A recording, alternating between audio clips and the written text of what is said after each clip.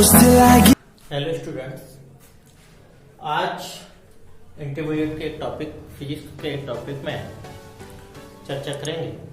कल का एक टॉपिक था परिणामी तरंग की तीव्रता। परिणामी तरंग की तीव्रता आज की इस ऑनलाइन क्लास में परिणामी तरंग की तीव्रता की शर्तें पढ़ेंगे। क्या पढ़ेंगे? परिणामी तरंग की तीव्रता की शर्तें, यानी परिणामी तरंग की तीव्रता का समीकरण जो आया था I बराबर I1 plus I2 plus 2 under root I1 into I2 into cos theta. तो यह दो शर्तें लागू करता है। पहली, समपोषी व्यतिकरण की। समपोषी व्यतिकरण, समपोषी व्यतिकरण, समपोषी व्यतिकरण की पहली शर्त है समपोषी व्यतिकरण। समपोषी व्यतिकरण कब होगा? किसी बिंदु पर अधिकतम प्रकाश की तीव्रता तब होगी जब कॉस फाई का मान +1 होगा। जब कॉस फाई का मान +1 होगा। कब? समपोषी व्यतिकरण में अधिकतम तीव्रता कब होगी? जब कॉस फाई का मान क्या होगा? +1 होगा। तब फाई बराबर क्या होना चाहिए? फाई बराबर 0, 2 पाई, 4 पाई, 6 पाई डॉट डॉट। यानी फाई का मान क्या होगा? 0, 2 पाई, 4 पाई, 6 पाई डॉट डॉट। तो इसका समीकरण क्या आएगा? इनके बीच कलांतर क्या होना चाहिए? कलांतर होगा phi equal to 2m pi, where m equal to 0, 1, 2, 3 dot dot. जब m का मान 0 होगा तब कलांतर क्या होना चाहिए? कलांतर भी 0 होगा। जब m का मान 1 रखा जाए तो कलांतर 2 पाई होगा। m का मान 2 रखा जाएगा तो कलांतर 4 पाई होगा। m का मान 3 रखा जाए तो कलांतर कितना होगा? 6 पाई। तो इसके बीच कलांतर कितना हुआ?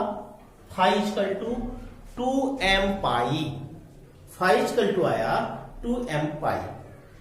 बेटा, आपने कक्षा 11 में पढ़ा था कलांतर और पथांतर में संबंध।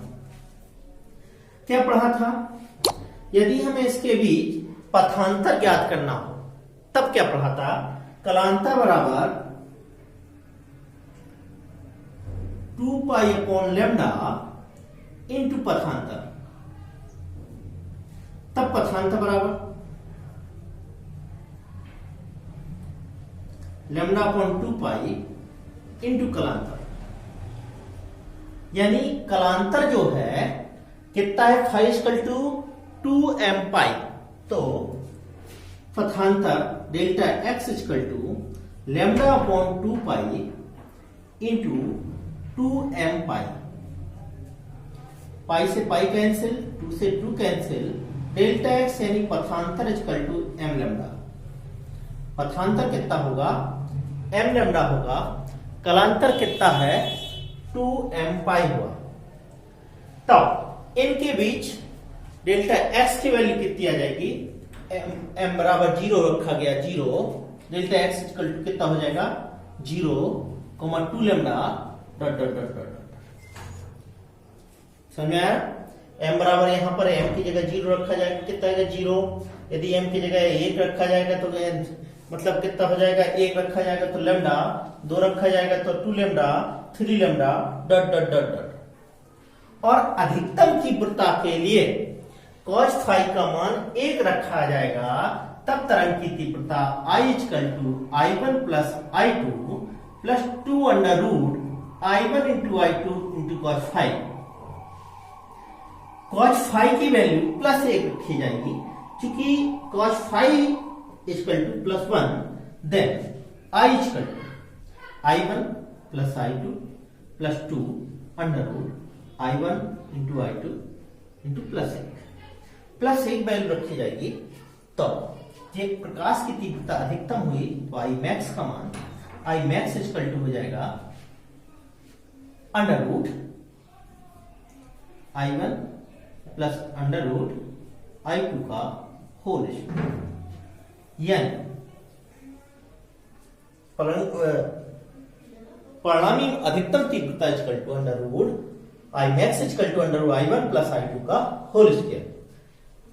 जब अधिकतम तीव्रता, चूंकि बताया था A1 वर्ग समानुपाते I1 और A2 वर्ग समानुपाते I2, यानी परिणामी तरंग की तीव्रता आयाम के समानुपाती, वर्ग के समानुपाती होती है।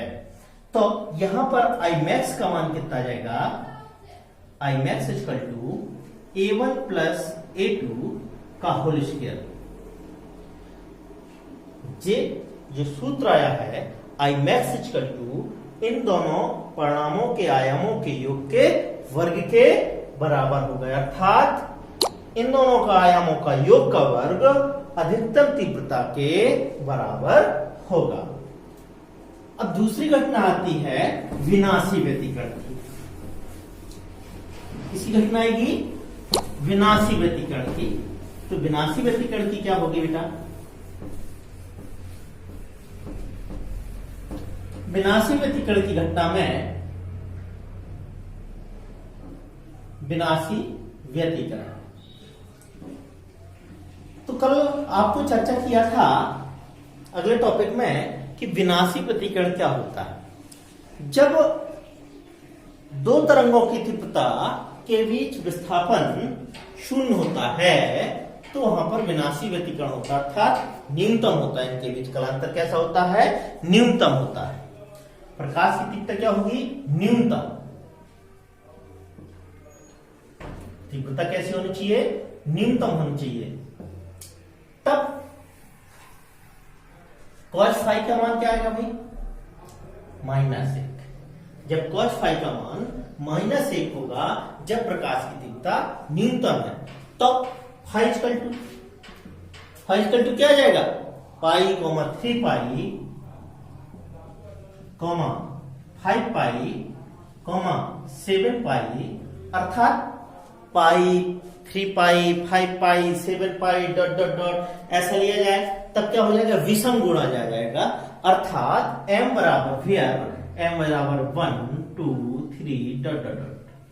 जब m बराबर 1 रखा गया तब सूत्र क्या निकल के आएगा, फाई इक्वल टू हो जाएगा 2m-1 इंटू पाई।